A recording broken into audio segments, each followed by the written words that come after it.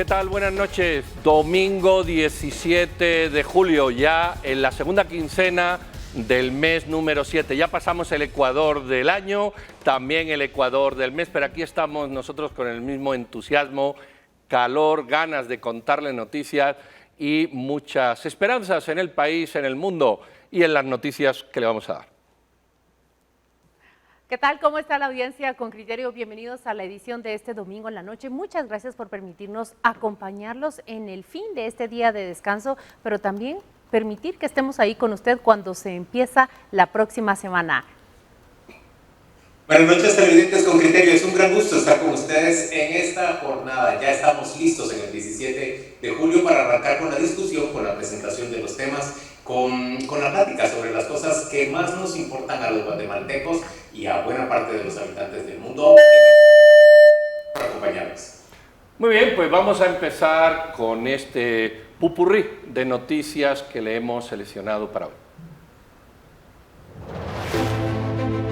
Las notas de la semana son presentadas por Seguros PMI. Aseguramos familias en todo el mundo. Quizá, don Juan Luis. Sí, empezamos con la repatriación de los cadáveres de los guatemaltecos que fueron muertos en aquel terrible contenedor en el que quedaron encerradas más de 46 personas. Por lo menos 22 guatemaltecos encontraron la muerte en ese sitio muy cerca de San Antonio, Texas, y ya han empezado a repatriarse los cadáveres. Los primeros de ellos han llegado a Nahualá, en Sololá, en donde se ha producido pues tristísimas escenas de las personas que entierran a un jovencito de 13 años de edad forzado a migrar de su país. Y no son los primeros, desafortunadamente. Estaba aquí leyendo una noticia del 13 del 1 de este año, donde decía, arriban al país los restos de 19 guatemaltecos fallecidos en accidente de Chiapas. Apenas 6 meses después, otra triste noticia en la que, bueno, muchas personas, como saben ustedes, se asfixiaron dentro de un camión cisterna abandonado en la carretera y de la que huyeron los 2 detenidos posteriormente, que serán juzgados. Incluso se les puede imponer una cadena perpetua por este caso. ¿Qué le puedo agregar yo a los detalles que ustedes están compartiendo, sino reflejar que tanto en ese accidente al que Pedro está haciendo la relación, que fue en Tuxtla Gutiérrez, en Chiapas, el año pasado, y el presente accidente, tragedia también, donde los migrantes murieron asfixiados dentro de un contenedor? La mayor parte de los migrantes son guatemaltecos. ¿Qué nos está reflejando esto? Estas son las formas que están eligiendo particularmente los coyotes guatemaltecos para trasladar a los paisanos. ¿Es esta la forma particular? Porque cuando empezamos a contar y a revisar las nacionalidades, vemos que hondureños son menos, salvadoreños son menos, mexicanos también los hubo en el último accidente, pero lo que los hechos nos reflejan no solo es la edad temprana para migrar, 13 años viajando solo con un guía, como les llaman, pero también que la mayoría de guatemaltecos, o por alguna razón donde ocurren los accidentes, las tragedias o los asesinatos, el mayor número de personas que se ve afectadas son guatemaltecos. ¿Qué es lo que está ocurriendo? ¿Elegimos la peor forma de trasladarnos? No, yo creo que no es la peor forma. Es una mala forma o una de las muchas que hay, pero vemos que han muerto en accidente, me refiero a guatemaltecos y de otros lugares, pero estamos centrados aquí. Han muerto asesinados, acuérdate aquel La masacre de Tamaulipas, la mayor parte de víctimas son guatemaltecos. Asfixiados. Incluso hubo una señora que tratamos aquí el tema en tiempo atrás, en unos meses atrás, que estuvo detenida por casi 8 años o casi 7 años, señalada de colaborar en un error judicial que se solucionó, esto 7 años después. Es la tristeza de las migraciones irregulares. Miren, Pascual Melvin Huachiac es el nombre de este jovencito de 13 años que es el primero en haber sido enterrado. Él fue enterrado en Nahualá, Sololá. Pedro y Claudia, ha habido muchísimas más noticias que se refieren a los daños que causan las lluvias. Se ha denunciado que ha ocurrido un nuevo socavón, esta vez en el bulevar que conduce hacia la zona 16, desde la zona 15 hacia la zona 16 en la ciudad de Guatemala. Ya las autoridades municipales empiezan a acordonar ese bulevar que conduce hacia la montaña, justamente para evitar que se produzca pues un derrumbe, que se abra un agujero y que pueda ir allá adentro algún vehículo. A mí lo que me llama la atención es que hay agujero tras agujero, pequeños o grandes, medianos, hundimientos que sin ser agujeros sí afectan la circulación.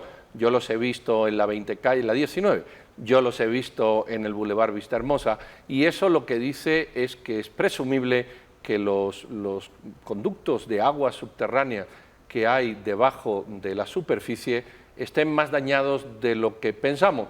Y cualquier día estas desgracias que ahora ocurren se transformen en tragedias como otras veces. Habrá que ver el papel que está haciendo la municipalidad en inspeccionar si esos conductos, esos tubos subterráneos, colectores, pues están en las condiciones que deben, o las filtraciones pueden llevar a situaciones desconocidas y dramáticas. Pero miren, la pregunta más importante es: ¿qué estamos aprendiendo del primer hundimiento, del segundo hundimiento? Zona 2, zona 6, ahora Villanueva, ahora zona 15, zona 16. ¿Qué estamos aprendiendo? Que los colectores no tienen mantenimiento, lo aprendimos hace 10 años. Pero las municipalidades, ¿qué seguimiento le dieron a eso? Y me temo que no debemos circunscribirlo únicamente a las municipalidades. Me parece que ya el problema del hundimiento en el kilómetro 15 de la Ruta al Sur es de nivel nacional. Las implicaciones, las afectaciones que ha tenido tanto a las personas que viven en los alrededores, pero también era la entrada y la salida de la ciudad. La actividad económica con un daño de impacto. ¿Qué estamos aprendiendo? A mí me sorprendieron, por ejemplo, las declaraciones que nos han dado de diferentes municipalidades, y es admitir que no se tienen mapas ni guías de los colectores por debajo del asfalto. Y solo voy a cerrar mi comentario con la broma que hizo un ex canciller guatemalteco, Gabriel Orellana, cuando dice: es que aquí en Guatemala pareciera que ya no podemos decir que me trague la tierra, porque en cualquier momento se puede hacer realidad. Lo que está reflejando es una verdad que hemos escuchado nosotros decir entre nuestros conocidos, entre nuestras amistades. ¿En qué condiciones está el suelo sobre el cual estamos caminando? Muy bien, pues otras noticias que les queremos comentar, hay muchas. La detención del capo más buscado en México, por el que Estados Unidos ofrecía $20 millones, el señor Caro Quintero, un viejo capo, o un capo de los conocidos, de los antiguos, de cuando en los años 70 y 80 se empezó a exportar marihuana, y luego marihuana de una calidad superior. Justamente fue Caro Quintero, desde el cartel de Guadalajara y otros, que lo exportaba. Desaparecieron los clásicos y quedó él. Ahora ha sido detenido en México y rápidamente las autoridades norteamericanas piden su extradición para juzgarlo y seguramente encarcelarlo en los Estados Unidos. Aquí lo más importante de este hecho es que se trata de un sospechoso, hacia eso apuntan las investigaciones y la acusación también de Estados Unidos, de participar en el crimen de Kiki Camanera. Kiki Camanera, el famosísimo agente de la Agencia Antinarcótica de Estados Unidos, que investigó in situ y que logró rodear de muchas maneras, junto con un equipo más, a ese cartel de Guadalajara. He leído las declaraciones en las que Estados Unidos dice: bueno, serán 20, 25 años después, pero nadie que atenta contra un agente del Estado de Estados Unidos puede quedarse como si nada. Aquí demasiado tarde, ¿te parece? Perdón, yo quería hacer una cosa aquí, es que vean la serie de la vida, si es posible, El último agente, así es traducido en español, The Last Narc, es el título en inglés, donde un agente de la DEA acusa a la CIA y a la propia DEA de haber participado con el narcotráfico en la muerte de Kiki Camarena.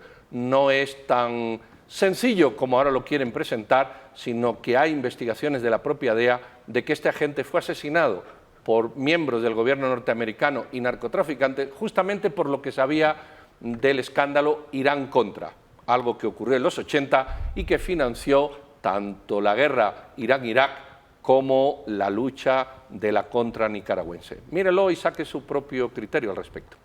Para la teleaudiencia que pregunta por Juan Luis, ha tenido problemas técnicos, pero está revisando su conexión para volverse a unir con nosotros. Tenemos otro par de noticias para comentar con ustedes y la primera tiene que ver con esa publicación que ha hecho el medio No Ficción Digital, una declaración a la que ha tenido acceso los reporteros de investigación. En realidad se trata de un esfuerzo regional donde se unen diarios tanto de Honduras, Guatemala, El Salvador y México. Han revelado las declaraciones que Alejandro Sinibaldi, exministro de Comunicaciones, dio a los fiscales poco tiempo después de su entrega en agosto del 2020. Hemos leído esa declaración y le vamos a presentar al menos los 3 elementos de novedad que en ese momento Alejandro Sinibaldi compartió con los investigadores. Pedro, ¿qué es lo que te ha llamado la atención de esa declaración? Bueno, a mí de esa declaración lo que más me llama la atención, aparte de los datos que pone sobre la mesa, es el señalamiento que hace a 108 diputados. Algo que se sabía, pero que hasta el momento había pasado en nebulosa, en gris.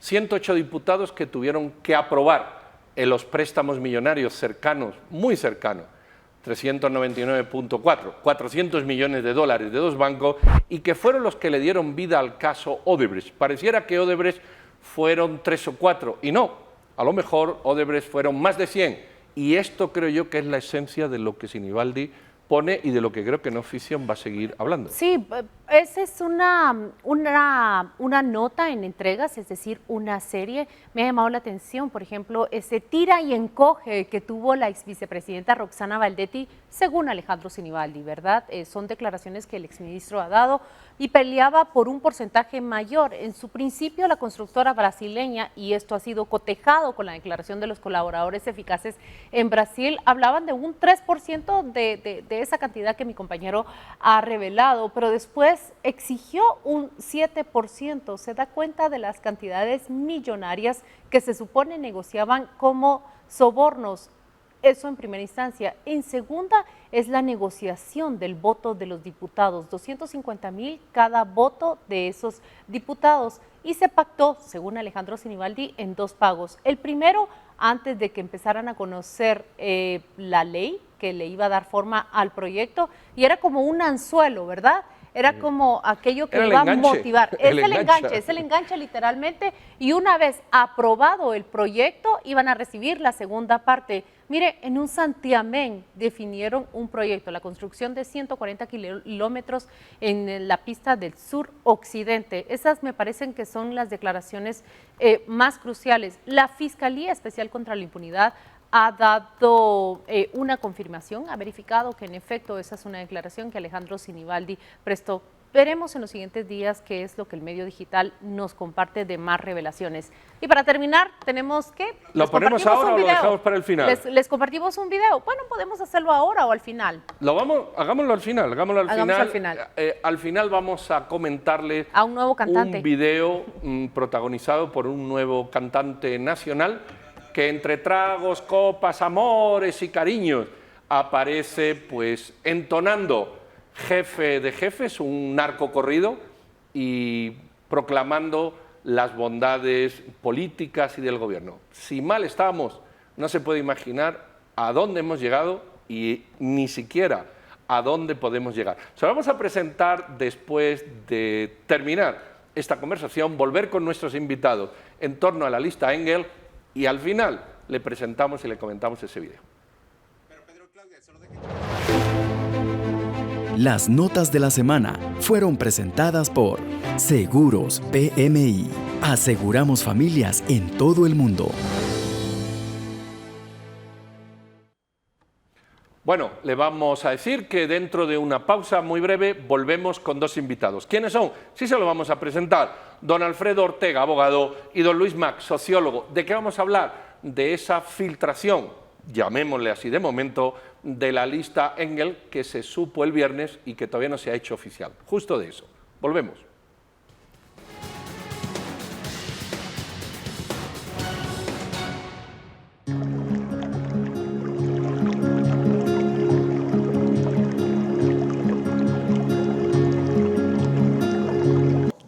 Bienvenidos a este segmento de Himalaya. Vamos a hablar de temas relacionados directamente con su salud. Le damos la bienvenida a la doctora Katy Cardona. Ella es ginecóloga y nos atiende desde Chiquimula. Muchas gracias por acompañarnos, doctora. Vamos a hablar sobre un tema que seguramente las mujeres estamos acostumbradas a oír, pero como suele ser usual, sabemos poco. ¿Qué son los ovarios poliquísticos? ¿Qué tal? ¿Cómo están? Buenas noches, mucho gusto. Vamos a hablar un poco sobre varios temas el día de hoy. Para empezar a hablar sobre el síndrome de ovario poliquístico, también conocido como síndrome de Stein-Leventhal, es un desorden hormonal que se puede producir en las mujeres, ¿verdad? Tiene varios síntomas y pues es una de las patologías más frecuentes. Es frecuente, dice usted, frecuente en la clínica. ¿Y cuáles son los síntomas que suelen presentar sus pacientes, los más comunes? Puede variar. Si hablamos de un síndrome de ovario poliquístico en sí, puede ser el primero, el más frecuente que las pacientes mencionan es el desorden en los periodos menstruales. Dolor como dismenorrea, o sea, dolor menstrual o un poquito antes de que vaya a venir el periodo menstrual. Pueden tener acné, hirsutismo o también subidas de peso en cortos tiempos, ¿verdad? En un corto tiempo. Eso es algo bastante frecuente que se puede asociar al síndrome de ovario poliquístico. ¿Cuándo los síntomas se reconocen como graves y son un indicador para que la paciente visite al ginecólogo o la ginecóloga? Por lo general consultan cuando baja mucho más de lo que normalmente les baja en su periodo menstrual o les deja de venir. Esa es otra de las causas por las cuales pueden frecuentar. Sí es importante que la paciente consulte si los periodos menstruales no están en un rango entre 25 y 35 días. Las personas piensan que los periodos menstruales regulares son como cuando nos baja como que si fuésemos relojitos. No es así. El periodo menstrual normal puede variar entre un rango de 25 a 35 días. Es importante que la paciente consulte si no está en el rango establecido. Ese es, ¿verdad? Un excelente indicador. Para finalizar, doctora, ¿cómo tratamos el síndrome del ovario poliquístico? Pueden haber varias formas de tratamiento, ¿verdad? La no médica, y si por ejemplo mi paciente está en un sobrepeso, un manejo en conjunto con la nutricionista es bien importante. Eso se los menciono porque yo les puedo dejar el mejor tratamiento del mercado, hormonal, no hormonal, la metformina, que es otro de los medicamentos que utilizamos en ovario poliquístico. Pero si la paciente, por ejemplo, está en un sobrepeso y no mejoramos eso, que es como el problema de raíz muchas veces por alteraciones de hormonas entre estrógenos y progesterona, aumento de los andrógenos, entonces no podemos actuar completamente o en un rango universal, por así decirlo, ¿verdad? Patrones, cambios en los estilos de vida. Muchas gracias, doctora Cardona, por esta entrevista. Nos despedimos de usted. Hasta la próxima. Gracias.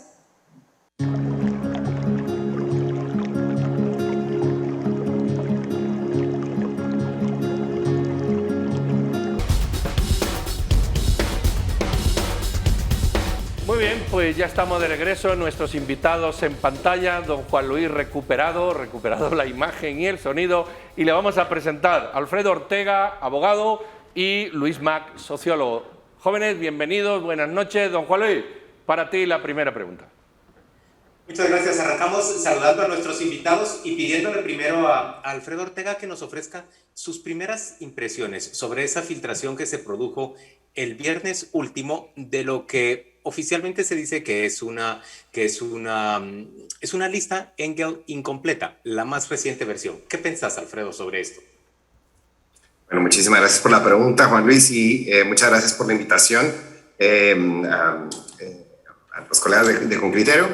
Bien, como bien dices, Juan Luis, esto no es una filtración, esta sería la quinta actualización a el listado encargado por el Congreso de Estados Unidos al Departamento de Estado sobre la creación de un listado de personas no solo involucradas en corrupción. Quisiera quizás comenzar con esa pequeña aclaración, ¿no? Hay 3 causales para para que una persona sea incluida en este listado, producto de la Ley del Mejoramiento y Colaboración con el Triángulo Norte, ¿no? Coloquialmente conocida como la lista Engel. Y es que además de la participación en actos de corrupción de gran escala, es también haber participado conscientemente en acciones que afectan procesos democráticos o instituciones democráticas, ¿no? Y además el tercero es, la tercera causal es ya sea haber participado en obstaculizar la persecución de actos de corrupción de gran escala o participar en la persecución o acoso sistemático de personas que han investigado corrupción, tanto operadores de justicia como periodistas o personas de la sociedad civil, ¿no? Y bien, digamos, en términos generales, hay varias cosas, ¿no? Es decir, como vemos 4 países, hay varios patrones o grandes temáticas, ¿no? En Nicaragua, las 23 personas designadas son personas directamente relacionadas y responsables de la persecución ilegal de opositores, ¿no? En el caso de El Salvador es el círculo más cercano de Nayib Bukele el que se ha afectado, aunque también hay personas que fueron parte de la administración de Antonio Saca. En Honduras pareciera ser un poco una respuesta a la crítica de la lista anterior, que estaba conformada exclusivamente por personas vinculadas al Partido Nacional. Sin duda alguna, en este listado también la mayoría son personas vinculadas a el gobierno de Porfirio Lobo, pero también hay personas designadas que son muy cercanas a Manuel Zelaya, el actual vicepresidente del Congreso y su anterior ministro de la Presidencia, ¿no? Entonces son personas muy cercanas al Partido Libre. Alfredo, ya has hecho una descripción muy general de quiénes son las personas que están incluidas en esta lista Engel extraoficial. Yo quisiera preguntarle a Luis Mac, hay una diferencia.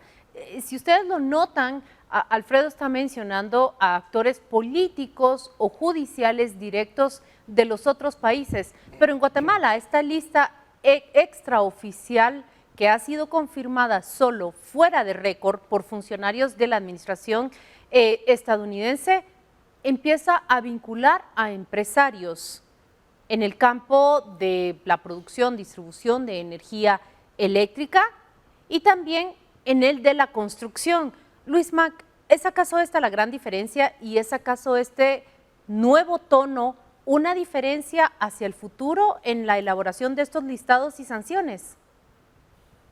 Bueno, antes que nada, muchas gracias por este espacio y saludos a todos los participantes. Yo creo que sí, Claudia. Me parece que, bueno, primero habría que ver si se confirma esta lista, pero en dado caso, sí, como tú dices, cuando ya empiezan a mencionar a empresarios ligados a estos sectores que tú has mencionado, bueno, y obviamente a otros actores, pero esto es quizás lo que más llama la atención, pues yo creo que podría esperarse realmente que en alguna medida pudiera seguir esa línea, aunque finalmente a ver si no termina sacando estos nombres, pero bueno, finalmente la lógica está de decir que es una lista parcial o una lista incompleta o una lista más bien no oficial, pues podría dar la idea, obviamente, que después el lobby o alguna cuestión, digamos, ahí política pudiera sacar algunos de estos nombres, pero sí, esos datos, realmente, estos elementos, pues, llaman mucho la atención, realmente.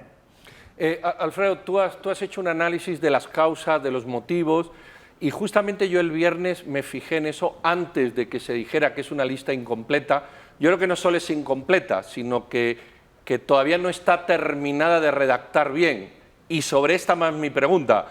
Hay 2 o 3 acepciones que a mí me llaman la atención, porque dicen textualmente sobornar a funcionarios públicos, hasta ahí está dentro del marco filosófico de la lista Engel, pero luego agrega, y de una manera que perjudicó los objetivos comerciales y políticos de Estados Unidos para mejorar la eficiencia energética. Y justamente yo creo que eso es una redacción muy atrevida en una lista, porque puede llegar a descalificar la propia lista. Es decir, cuando alguien incide en mis objetivos políticos y comerciales, entonces yo voy y lo meto en la lista. Oiga, cuidado con esto, que es muy peligroso. ¿Puede ser es una frase colada, mal redactada, o tienes algún parecer al respecto? Claro, gracias por la pregunta, Pedro. Pues quizás aquí hay que tener en cuenta que la herramienta de la lista Engel, a diferencia de otros mecanismos similares aprobados por el gobierno de los Estados Unidos, como la defensa la ley de defensa de los derechos humanos en Venezuela o la ley de la autonomía de Hong Kong, es parte de un sistema integral, ¿no? Es decir, la ley del mejoramiento de relaciones con el Triángulo Norte también tiene una estrategia para mejorar el comercio, para mejorar el desarrollo económico en la zona, combatir la corrupción, es uno de los elementos. Es decir, es más bien una estrategia mucho más amplia. Y yo estoy de acuerdo contigo, Pedro, de que llama mucho la atención esa reacción, pero yo quizás, ojalá, bueno, también no sabemos, solo podemos especular, ¿no? Pero, digamos, es posible que haya sido muy intencional, ¿no? Porque parte de lo que se ha comentado mucho es que la corrupción generalizada, no solo en Guatemala, sino en Honduras, El Salvador y pues obviamente Nicaragua, también es un riesgo de política pública para los intereses comerciales de Estados Unidos. Es decir, empresas que quieran invertir localmente, pues obviamente van a estar en una situación de desventaja competitiva respecto de empresas instaladas a nivel nacional que son parte de redes clientelares, ¿no? Y bueno, finalmente la política exterior de Estados Unidos incluye también sus objetivos de política comercial y si esto lo que hace es apuntar a que las nuevas prioridades estratégicas del Departamento de Estado y pues del gobierno de Estados Unidos sea mejorar su espacio de intervención, ¿no? A través de las relaciones comerciales, pues digamos, creo que es algo a lo que hay que poner atención. Luis, a mí algo que me llama poderosamente la atención es que en ese listado que se ha conocido el viernes, por ejemplo, las personas a las que se menciona de Nicaragua son exactamente los fiscales y los jueces que han colocado en prisión por largos años y que han acusado a los opositores del régimen de Ortega. Todos entendemos que ellos son presos políticos y así se les debe ver. Me sorprende que en El Salvador está señalado específicamente el hombre que se considera, el consejero que se considera que estuvo detrás de la idea de sustituir por completo a la Sala de lo Constitucional y también a los magistrados de la Corte Suprema de Justicia. Y en Guatemala veo que hay una acción directa en contra de fiscales que están procurando perseguir a quienes antes persiguieron a la corrupción y en contra de jueces que favorecen justamente a los corruptos y que en cambio se ensañan en contra de las personas que han combatido la corrupción. ¿Ves igualmente esta coincidencia en los tres países? ¿Qué pensás de esta actitud de los estadounidenses que le recriminan a tres países de América Central esa misma actitud? Bueno, yo creo que lo que están haciendo es preocupándose obviamente porque al final de cuentas Centroamérica sigue siendo un área muy importante para Estados Unidos y tanto, bueno, creo que el caso de Guatemala y el caso de El Salvador, bueno, los tres creo yo en conjunto son preocupantes realmente porque al final de cuentas son tres países que están saliéndose de la égida de Estados Unidos y eso me parece que es muy preocupante realmente, especialmente ahora con estos elementos que en Nicaragua, por ejemplo, están coqueteando con Rusia y con otros países por ahí. Es un elemento creo que me parece que ellos están teniendo en cuenta realmente porque finalmente creo que la amenaza o el riesgo que están teniendo de perder la hegemonía o la influencia en estos países es muy fuerte. Guatemala, por ejemplo, con esa famosa lista sopilote y esa actitud desafiante del presidente, aunque la hace a veces cuando le conviene y a veces cuando no. Y obviamente Nayib Bukele, que se enfrenta regularmente también a la comunidad internacional de forma constante. Entonces yo creo que sí hay una constante, hay claramente una constante ahí en esos tres países. No es cómodo, y eso es evidente con lo que dice Luis Mac, no es cómodo para los políticos guatemaltecos que a través de sanciones, a través de listados y nominaciones, Estados Unidos pase a señalar quiénes están bajo sospechas de corrupción, bajo sospechas de acciones antidemocráticas y le retire su visa para viajar hacia Estados Unidos. Pero Alfredo, quisiera preguntarte y quisiera compartirte cuáles son los resultados de un sondeo que hemos lanzado en Twitter. Y la pregunta que nosotros lanzamos, este es un sondeo que no tiene una base científica, es la relación que genera este listado en la política guatemalteca. Por supuesto, la mitad de las personas dicen que sí está evidenciando a los corruptos, pero hay un 40% que dice eso no es suficiente. Y por supuesto, están los que creen que estar enlistado en estas nominaciones no produce el menor efecto. ¿Cuáles son tus apreciaciones, Alfredo? Gracias por la pregunta, Claudia. Pues bien, creo que sí, digamos que de una forma quizás superficial puede ser que, bueno, le quitaron la visa a un par de personas, no necesariamente, digamos, a la audiencia y a la población en general, no necesariamente le puede sonar tan emocionante, ¿no? Pero lo cierto del caso es que tenemos magistrados de la Corte Suprema de Justicia, la fiscal general y varios fiscales, digamos, directamente designados públicamente por el gobierno de los Estados Unidos como personas que ya sean no solo corruptos, ¿no? Y aquí hay algo importante, conceptual, digamos, también incluso de cómo el mecanismo de la lista Engel fue diseñado. Es igual de grave los casos de gran corrupción que degradar las instituciones democráticas, que perseguir a opositores y que perseguir a operadores de justicia independientes es igual de grave. Es igual de grave que violar derechos humanos, ¿no? Y entonces creo que además de lo grave porque también es cierto, y otra cosa que hay que informar es que la ley establece un estándar de prueba. Esto no es, si bien es cierto, es una prerrogativa del Departamento de Estado, lo cierto del caso es que para que las personas sean incluidas en esa lista, se ha tenido que cumplir un estándar de prueba que la propia ley establece.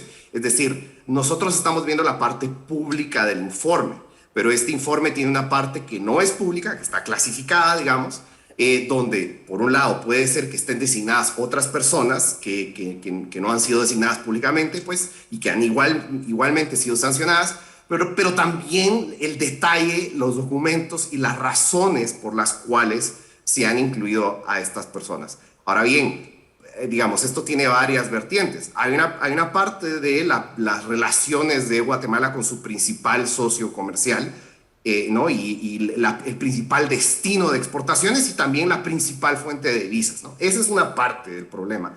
Pero la otra cosa, y aquí retomo otra vez lo que mencionábamos hace un momento, sobre el lenguaje incluido para las personas vinculadas al sector privado. Si la preocupación del gobierno de Estados Unidos comienza a ser respecto de su política comercial, pues entonces a lo mejor ya no solo van a ser designaciones públicas y visas que se estén quitando, sino que a lo mejor esto implicará repensar la política comercial que tiene Estados Unidos respecto de Centroamérica, donde obviamente Estados Unidos tiene una posición de negociación mucho más fuerte o una posición para imponer consecuencias a esta región en general si es que no hay un cambio en esta trayectoria de degradación institucional, degradación democrática y de violaciones de derechos humanos. Luis, estamos en tiempo, pero te voy a hacer esta última pregunta, salvo que haya alguna más todavía por ahí de mis compañeros. También sale un rector de la Universidad Estatal, y esta es la primera vez que sale, y sale justamente en un momento en el que la Universidad Estatal pues está en entredicho por las últimas elecciones de rector y todo lo que aquello conllevó. ¿Tú tienes alguna lectura en particular de este punto específico de la designación de un rector y de, bueno, cómo eso puede repercutir en el alma mater de muchos ciudadanos de este país? Bueno, eso justamente me parece que es algo relevante, especialmente como tú dices, en el contexto actual, en donde hay un rector actualmente que está en plena proceso, obviamente, de rechazo, aunque él ha seguido como si nada hubiera pasado nada, porque me parece que reconocen a la Universidad de San Carlos como un ente político muy importante, obviamente por todo el poder que tienen las comisiones de postulación, pero por otros mecanismos que tiene. Entonces me parece que eso es un llamado de alerta realmente, tanto a nivel internacional, de que la Universidad de San Carlos es un actor relevante que también está en juego. Creo que, como tú dices, debería incluir. Lo que pasa es que ahí, obviamente, esta gente parece que está teniendo cada vez más cuero grueso y cada vez más una actitud desafiante, abiertamente cínica. Entonces, sí, quizás en otros tiempos hubiera sido de gran peso. Ahora, pues, no sé, dudo que tanto tenga influencia eso, pero por lo menos formalmente hablando y simbólicamente hablando es un gran paso realmente que se incluya a la universidad a un ex rector de la universidad en esa lista. Alfredo, Luis, a ambos, muchas gracias por acompañarnos esta noche en Con Criterio TV. Por supuesto que hay mucho más que comentar y mucho más que discutir. Es sorprendente la actitud de desafío, por ejemplo, tanto en Nicaragua como en El Salvador, como en Honduras, pero en el sistema guatemalteco, en que vemos a esta persona tan cercana al presidente encabezar un listado para el siguiente periodo y confiar plenamente en su impunidad, a pesar de todos los señalamientos en el entorno de corrupción. Muchas gracias por acompañarnos el día de hoy. Vamos a la pausa comercial y volvemos dentro de muy poco con más discusión aquí en Con Criterio.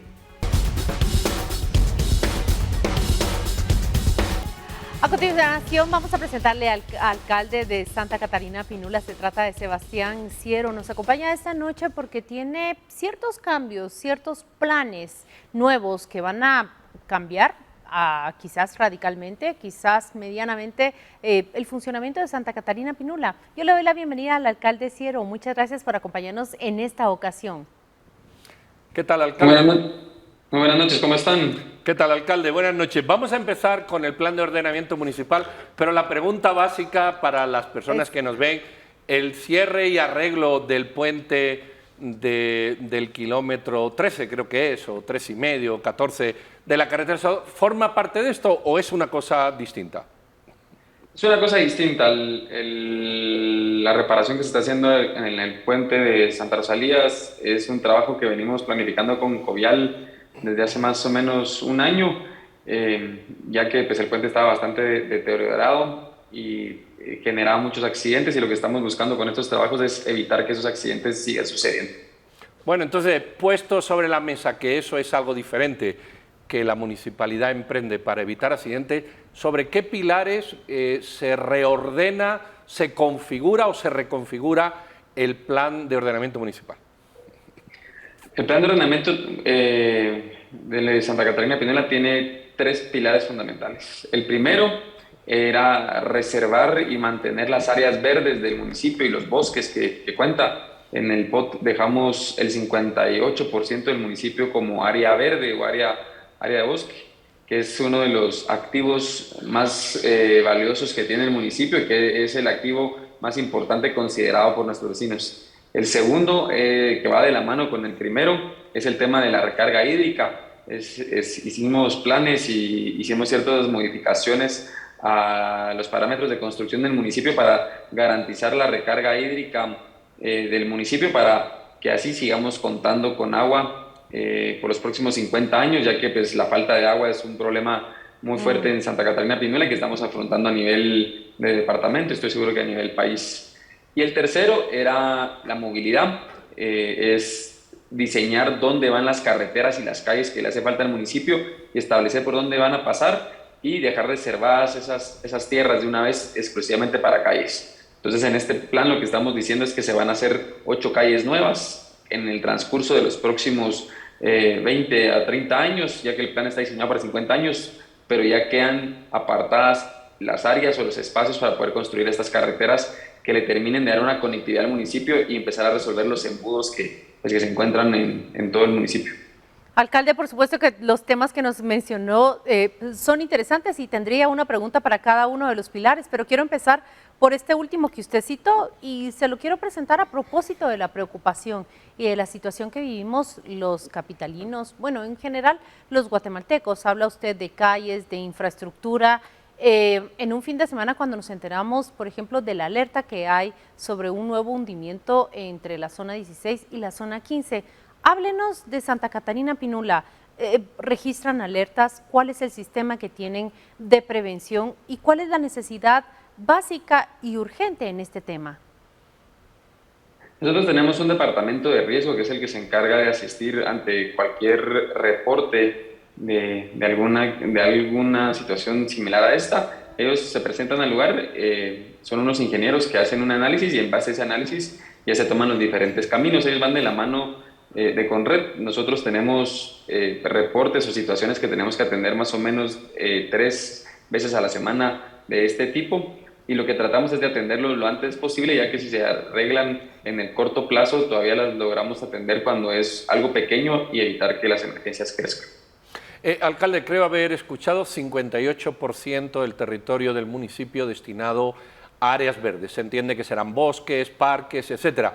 Significa que ahí no se va a poder construir. Eso entiendo yo, salvo que el plan de ordenamiento municipal sea cambiado por otra administración o por ustedes.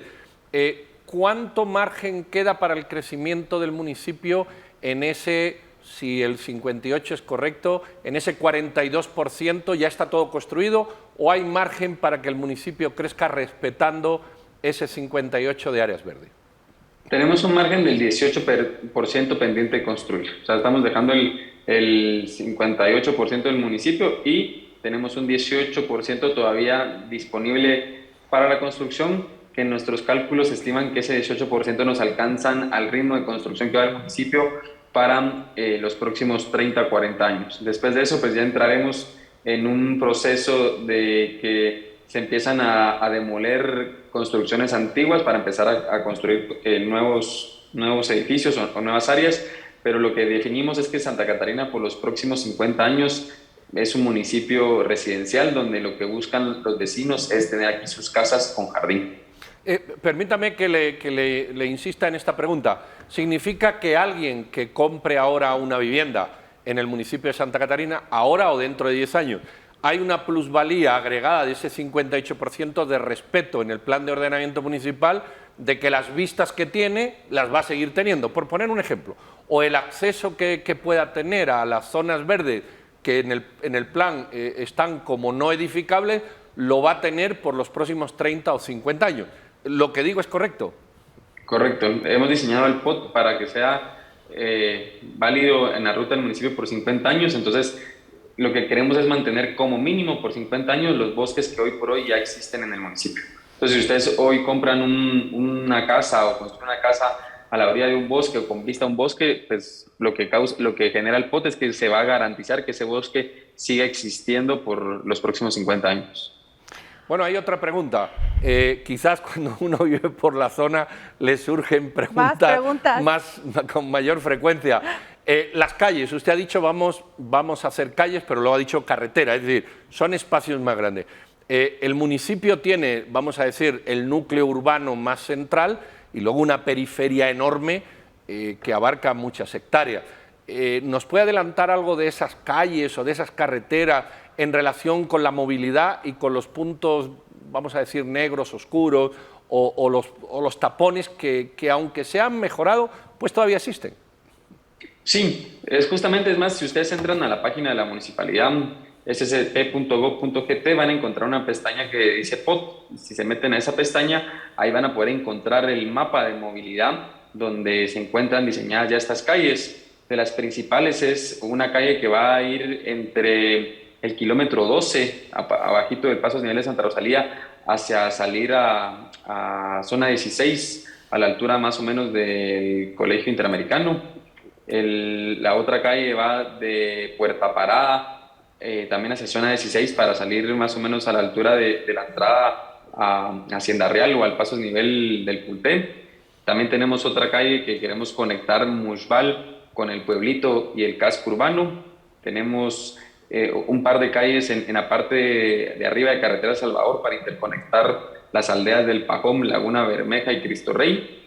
Y también viene ahí diseñada la construcción de una carretera alterna al Salvador, que es prácticamente conectar la ciudad con el kilómetro 18 de Carretera Salvador con una nueva autopista para que hayan diferentes vías. Lo que estamos buscando con este plan de movilidad es de que si por alguna razón alguna de las vías actuales es tapada por un choque, por un derrumbe, por lo que sea, que hayan suficientes vías alternas para que el tráfico se pueda dividir en las diferentes calles y así podamos no tener las saturaciones que tenemos hoy en día, porque hoy por hoy pues toda Carretera Salvador depende de una calle y cuando hay algún accidente en esa calle se colapsa el municipio y lo que queremos es darles diferentes alternativas para que no dependamos de una única ruta principal.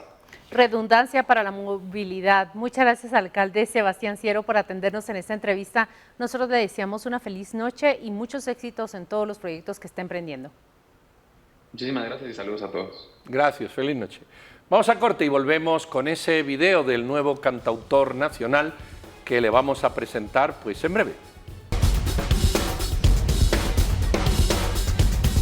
Bueno, listos. Ustedes habrán visto en redes, doña Claudia se lo va a presentar, que tiene un sentido del humor fino hoy. Vamos a ver, estamos listos para ver a ese cantante, el jícaro, el progreso. Mire, lo presentamos en tono de broma, pero la verdad es que lo que vamos a hablar después de lo que ocurrió en el jícaro proceso, en una actividad del partido Vamos, actividad de afiliación, le han llamado, cuando en realidad los críticos y los opositores dicen que es una propaganda, es proselitismo ya disfrazado. Veamos esos vídeos donde Miguel Martínez, el personaje más cercano a Alejandro Giammattei, hace críticas, pero también hace anuncios entre líneas.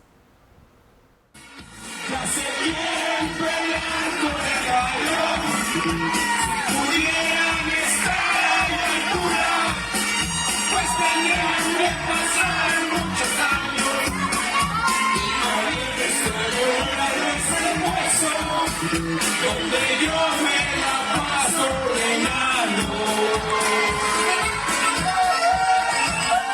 Mi trabajo y valor me ha costado.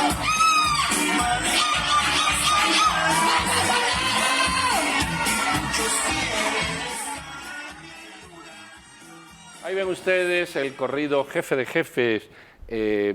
Aquí tenía la letra delante. Soy el jefe de jefes, señores. Me respetan a todos niveles. Ni mi nombre y mi fotografía nunca va a mirar en papel. ¿Ah, sí? Porque a mí el periodista me quiere y si no, mi amistad se la pierde. Bueno, aquí hay periodistas que no se les cumple ese dicho, ¿verdad? Porque si nosotros sabemos sobre las sospechas, las críticas que se hacen en torno a Miguel Martínez, ha sido gracias a la prensa independiente que ha revelado desde la creación de un centro de gobierno para que él se convirtiera en un supraministerio que gobernaba sobre los ministros, hasta los indicios que se tienen del ritmo de vida, de su nivel socioeconómico que ha cambiado con la llegada a la presidencia de Alejandro Giammattei. Juan Luis, te tenemos de vuelta, hemos tenido fallas técnicas con tu conexión. ¿Has visto este video? Hoy hemos tenido fallas técnicas, claro, he visto este video como muchísimos otros guatemaltecos y yo quisiera moverlos a ustedes, Pedro y a Claudia, pero también a nuestros televidentes, a pensar respecto a si este sistema nuestro realmente funciona como una democracia. Miren lo que nos muestra este video. Alcaldes en funciones que no fueron electos por el partido oficial y que sin embargo están sirviéndole al partido oficial para desarrollar una campaña electoral que son comprados o que son atraídos, comprados en realidad por el partido oficial gracias a los fondos públicos. ¿Quién puede competir contra esa maquinaria y ese volumen de dinero que les puede pagar el presidente Giammattei con la alegría y con la gozosa aceptación de sus aliados en el Congreso de la República? Por supuesto que los opositores a este sistema de corrupción, ellos no pueden competir con esto. Ustedes ven ahí a un alcalde, a dos alcaldes, porque en realidad es el alcalde de Guastatoya y el antiguo alcalde de Sanarate, ahora convertido en gobernador, por supuesto, desarrollando este gran esfuerzo electoral para el partido oficial. ¿Usted cree verdaderamente que esta es una democracia? Muchas veces le recriminamos a las personas por qué votan por ellos, deberían votar por los mejores políticos. Pero cuán engañoso es este sistema que le permite colocar con fondos públicos a algunos candidatos delante de un electorado que sí, incauto, puede terminar votando por ellos. Esta no es una democracia real. Pero no son únicamente alcaldes, también podemos ver al diputado Manuel Conde que participa y que está en esa tarima. Y no es solo el corrido donde dice, no pienso dejarles este puesto donde yo vivo ordenando. Leamos, eso no es entre líneas, no pienso dejar este puesto. Ahora, hay otro video en donde Miguel Martínez se sube a esa crítica que hemos escuchado, por supuesto, del presidente Alejandro Giammattei en torno a la intromisión extranjera. Escuchemos qué dijo en esa relación. No dejemos que la intromisión extranjera venga a querer mandar y a decir quiénes son buenos, quiénes son malos, porque nosotros, los guatemaltecos, sabemos quiénes son los verdaderos malos, quiénes son los corruptos de siempre, que hoy se la quieren llevar de santos. No, señores, no nos la creemos. No les creemos a esos corruptos que hoy se quieren bañar de ángeles. No, señores, y tampoco necesitamos en el Congreso de Diputados que lleguen a ser periodistas. No, señores, los periodistas que vayan y trabajen en un... Bueno, ustedes me van a perdonar a mí que saque a relucir mi sinceridad habitual. A mí eso me da vergüenza y asco. Yo no sé si eso se ha pagado con fondos públicos o no, no tengo ningún hecho que me lo diga. Ni sé si eso atenta contra la democracia o no, aunque pueda entrar a debatirlo. Lo que sí sé es que eso da vergüenza y es el tercermundismo puesto sobre una cámara. Cuando un grupo de personajes que aspiran a la política o que están en la política, como el señor Miguel Martínez o el diputado Conde o este señor que besa en el cuello afanosamente al señor Miguel Martínez, se suben en una tribuna con más tragos de la cuenta, porque eso se nota, se ponen a decir auténticas chorradas y tonterías. Y ahora viene lo peor. Y son aplaudidos por una cantidad ingente de personas que seguramente los votarán. Perdón, este país no tiene arreglo. No tiene arreglo hasta que no dejemos de asistir a esas porquerías de mítines. No tiene arreglo mientras haya ciudadanos, Juan Luis, no son engañados. Perdón, ahí no hay que ir. No hay que aceptar en un debate político esas marrullerías. Eso es vergonzoso, eso es asqueroso y eso da... Lo único que se nos presenta es como un tercermundismo que hay que revertir inmediatamente. Perdón por la claridad, pero eso es lo que me provoca a mí. Yo creo que más que claridad es superficialidad. Fijarse solamente en las formas y en, digamos, denostar a una población por su tercermundismo, por su falta de desarrollo, y no percatarse de que quienes gobiernan se aprovechan de los fondos públicos y que desarrollan un sistema que precisamente lo que procura es mantenerlos a ellos en el poder, y es un poder que incluye al mismísimo sistema de justicia, que tenemos a la fiscal general, a los fiscales, a muchos jueces, a los magistrados de Corte Suprema de Justicia, a los magistrados de Corte de Constitucionalidad y a los del Tribunal Supremo Electoral, además, que no toman nota de esta clase de actos, actuando y operando justamente para beneficiar la prolongación de este mismo sistema, y queremos venir simplemente a recriminarle a las personas que fueron atraídas quién sabe con qué regalos o quién sabe también con cuán escasa educación a esos mitines desarrollados por funcionarios públicos. No, por favor, me parece que eso es quedarse en la superficialidad. Por supuesto, lo que tenemos establecido es una dictadura muy bien montada en Guatemala, que eso es lo que ellos están administrando. Lo que pasa, Juan Luis, que tú en el video ni ves los temas que estás diciendo de corrupción y de dinero, sino que lo quieres poner. Ahí se ve lo que se ve, son los hechos que se ven. Y la gente, la dignidad, Juan Luis, no se compra. La Biblia ya vendió aquello de Saúl por un plato de lenteja. Y solo no vale te pregunto, más, no vale ¿cómo transita un alcalde de un partido que no era el oficial hacia el oficial? No importa eso. Es que eso no importa. No, Juan Yo creo Luis, que sí importa. No, eso no es tan importante como lo que estamos viendo. Miren, y termino, déjenme 30 segundos nada más. No vale más exculpar al ciudadano que se mete ahí a aplaudir, Juan Luis. No vale, ya no vale. No vale más decir que los ciudadanos son manipulados. Es mejor exculpar al sistema y a los funcionarios. Por supuesto, hay que culpar a todo el que estuvo en ese acto, a todos, por acción y por omisión. Ahora, eso es lo que hay que hacer. Ese acto está justificado ante el Tribunal Supremo Electoral como un acto de afiliación. Vamos, pues, está llamando a la gente que se quiere unir a sus filas.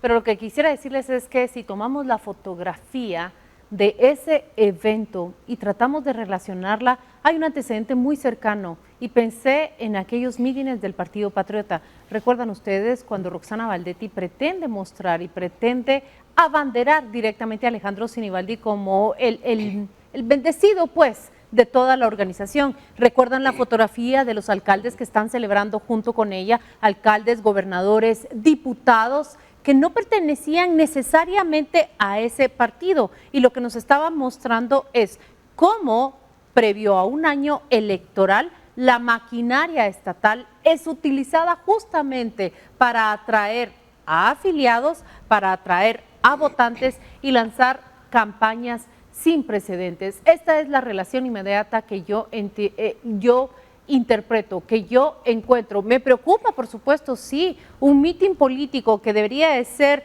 una actividad para presentar ideas políticas, para presentar la filosofía de un partido, para hablar del proyecto de nación que puede tener, se convierta en una fiesta en donde vemos y escuchamos cantar corridos.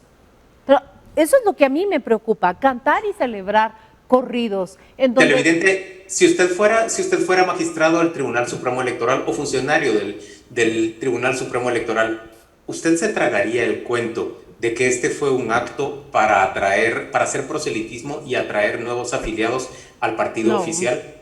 ¿Usted se traga el cuento de que los alcaldes son electos por otros partidos y luego migran rumbo al partido oficial simplemente porque encuentran un liderazgo muy decidido de parte del presidente y de sus adláteres? No, señores, todo esto se mueve por el dinero público, que desde el Congreso de la República se le otorga a estos señores. Estamos frente a un régimen que no nos da opción real de elegir. Eso es frente a lo que estamos. Estamos frente a algo que ya no es una democracia. Eso es lo que se pone en evidencia. Llegamos al final de esta discusión. Llegamos al final. La democracia lo hacen los votos, la gente y el pueblo. Aprendamos a votar. Mañana a las 6 estaremos con este tema, seguramente muchos más, no, seguramente no, fijo que hay muchos más. Y a las 6 pues retomamos en 100.1. Feliz noche, Gracias ¿no? por acompañarnos, televidentes, y ya oirá la discusión. La democracia no solo se hace con votos, se hace también con instituciones y con normas claras e iguales para todos. Gusto de estar con ustedes.